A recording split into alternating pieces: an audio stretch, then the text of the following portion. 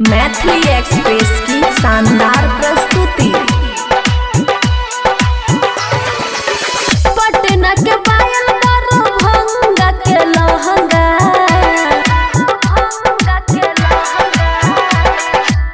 पटना के पायल दरभंगा के लहंगा। हाँ यो पिया आई कीन दियो सैया मधुबनी के झुमका, यो कीन दियो सैया मधुबनी के झुमका।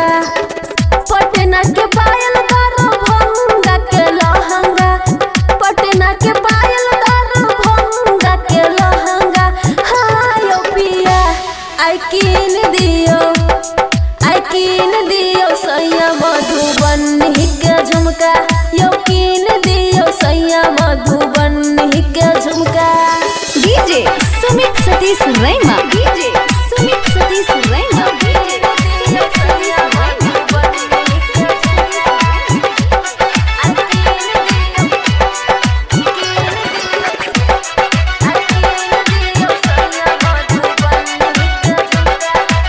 मिक्स बाय अमन अक्के।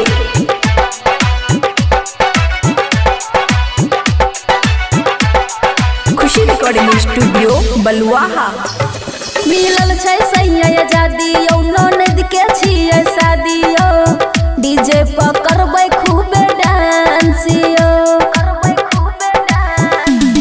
मिलल छै सैया आजादी यौ ननद के छियै शादी यो, डीजे पर करबै खूबे डांस यो।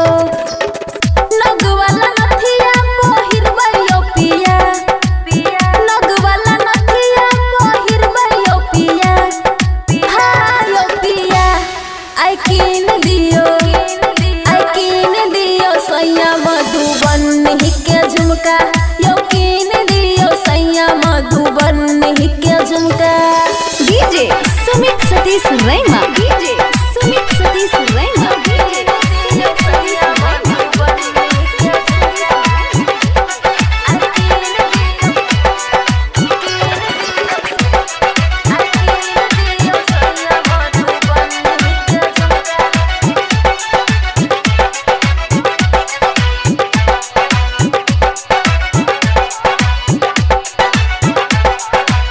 खुशी रिकॉर्डिंग स्टूडियो बलुआहा। पिया इंदर अकेला यो करू नहीं कोनो झमेला यो, लागल छै मनावा हमें आस यो। पिया अमन अकेला यो करू नहीं कोनो झमेला यो, लागल छै मनावा हमें आस यो। रेखा के दिल नहीं दुखाबू यो पिया, रेखा के दिल नहीं दुखाबू यो पिया। हाँ यो पिया आई कीन